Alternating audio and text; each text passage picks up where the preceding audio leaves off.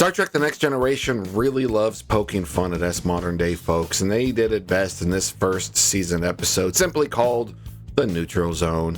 In this episode, Data finds this old spacecraft with cryogenically frozen humans from Earth's 20th century, or modern times, depending on how you want to look at it.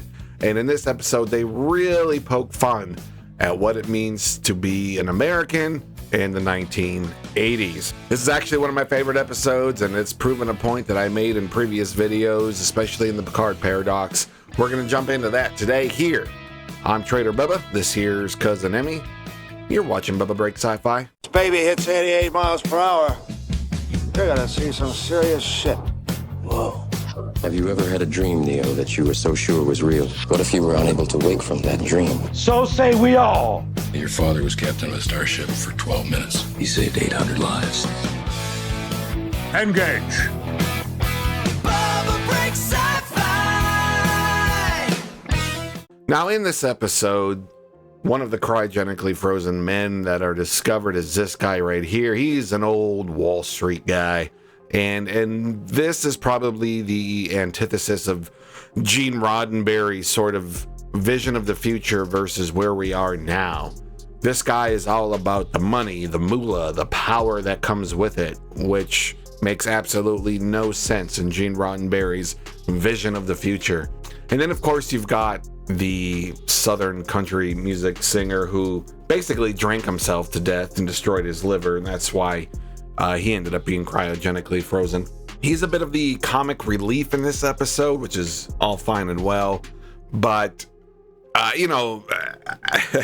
got a lot of family in the South, and this character sort of represents a little bit of a stereotype with a mix of truth and realism in it. It's an interesting archetype for them to choose for this episode, and I honestly couldn't tell you if Gene Roddenberry sort of making fun of the South and country music, or if they just thought it would be a fun character to lighten up the episode. And then, of course, you get our, what we call in screenwriting, our John Everyman character, and that's what this woman is. She's your normal, everyday Joe Blow from the 1980s, who, well, I think they're actually from later, probably. I think they're supposed to be from like the year 2000 or something, but whatever. She's the John Everyman character, the one that the audience can relate to because she's normal. And she, I think, died of like a brain aneurysm, or just, all of a sudden she's gone and her husband had her frozen. It's through her eyes that we really see the difference between the now and Gene Roddenberry's vision of the future. And of course, it's her character that we are supposed to connect with the most, especially in this scene where she looks up her family tree and she finds out that her great-great-great-grandson basically looks like her husband, and she feels out of time and out of place, as anyone probably should. So this is the interesting, probably the most interesting part of that entire episode.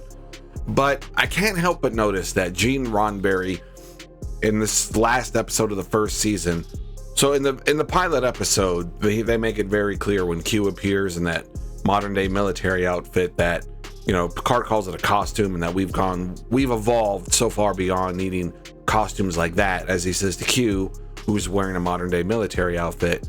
And here in the last episode of the first season, they're sort of circling back and saying that, listen, where we are now is going to be completely different by the time of Star Trek The Next Generation.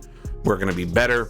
All the problems will be solved, and everything that gives you joy or power is going to completely change. And this is a really actually great Data episode. It's fun watching him interact with these people that are out of time and out of place, because he's trying to learn more about humanity, and learning from people of our time versus the future, I think, is an interesting way for him to learn, because in a capitalistic society, you're having to earn money, and then how you choose to spend that money is an interesting insight into the human psyche.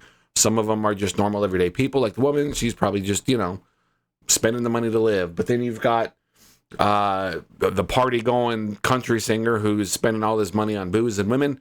And you've got the, Wall Street broker who's constantly reinvesting the money to make more money because somehow that gives them more power. And Data's interaction with these characters is a lot of fun to watch. And as a writer-producer in Hollywood, Data makes a very scary prediction that is very much becoming true as we speak in this episode. Take a look. I believe he means television, sir.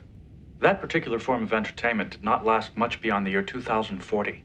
I also think it's kind of interesting that it's through these out-of-time characters that we get a little better idea of social norms in the future, which is interesting coming from Gene Roddenberry, who is known to consort with the ladies.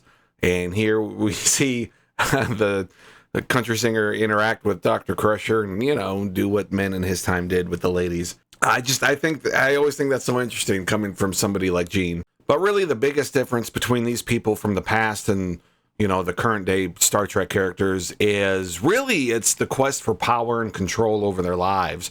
This guy thinks you need money in order to do that, and he can't wrap his head around living in a world where it just isn't true. Your life is always yours. You get to decide what you want, and you don't need money or power or authority to do it.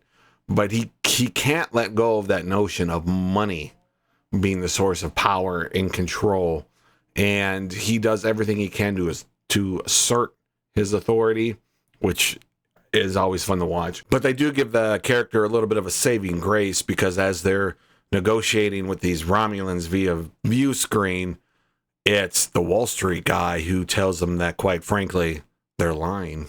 Guys, before I go any further, I gotta do a shout out to today's sponsor, which is me.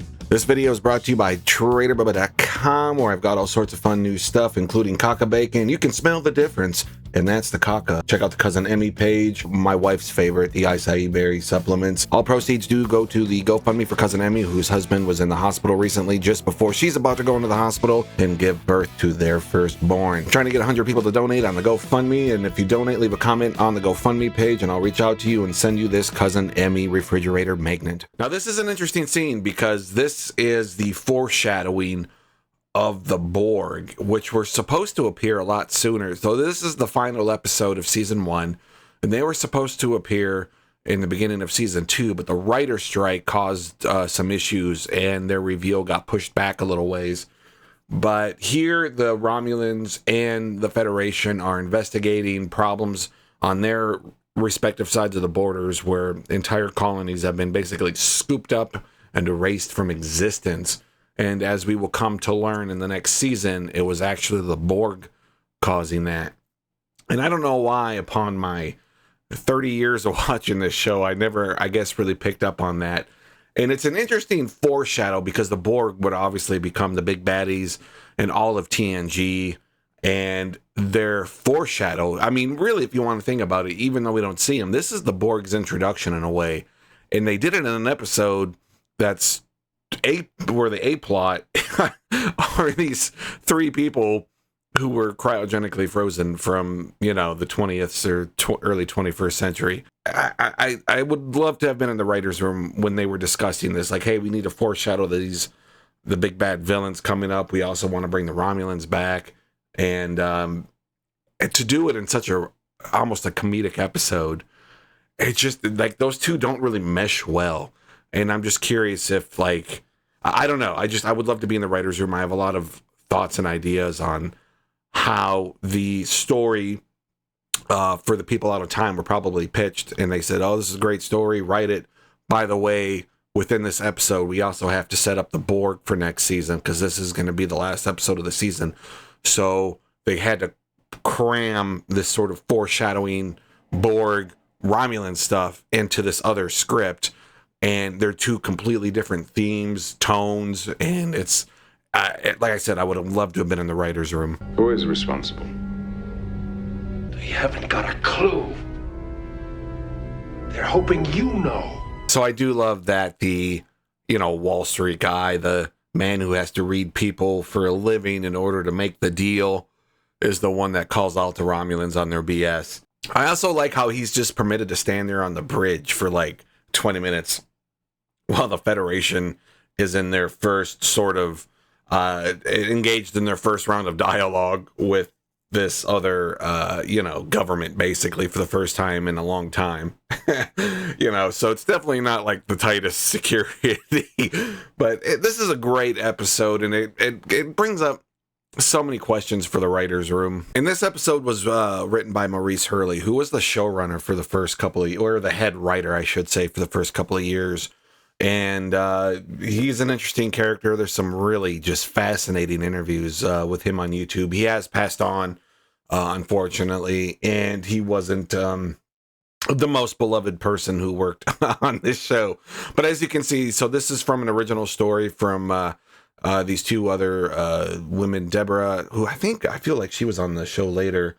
Monoclee, I don't recall that name. I'd have to look that up.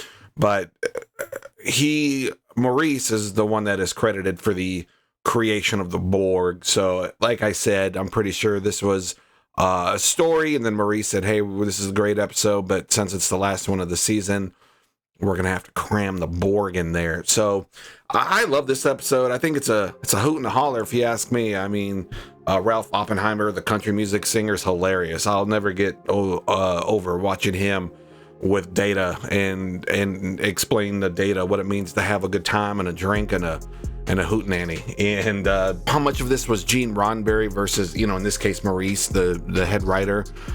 Gene Roddenberry early on for these first couple of years was not, I don't want to say involved in the writing, but he oversaw the scripts had to come across his desk, he had to give notes and blah, blah, blah.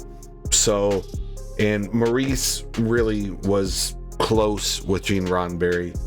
And, it's all about Gene Roddenberry's vision of the future. And I don't know what it is about the first season more than the second season, but in these early episodes, man, they really wanted to put the hammer down to the modern day people and mock us and say we're wrong and say that we're primitive.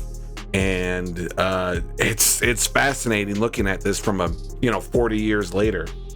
And this is the classic episode that does it. The pilot episode did it. There's a few more later on in the holodeck and a few other episodes in that first season where they're just constantly putting down modern day 20th and now 21st century Americans.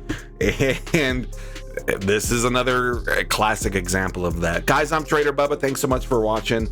Don't go away just yet. I have another great video popping up right here. Special shout out to my channel members. Couldn't do this without you. If you're interested in joining, you can become a channel member here at YouTube or on Patreon. And I will see you in the next video.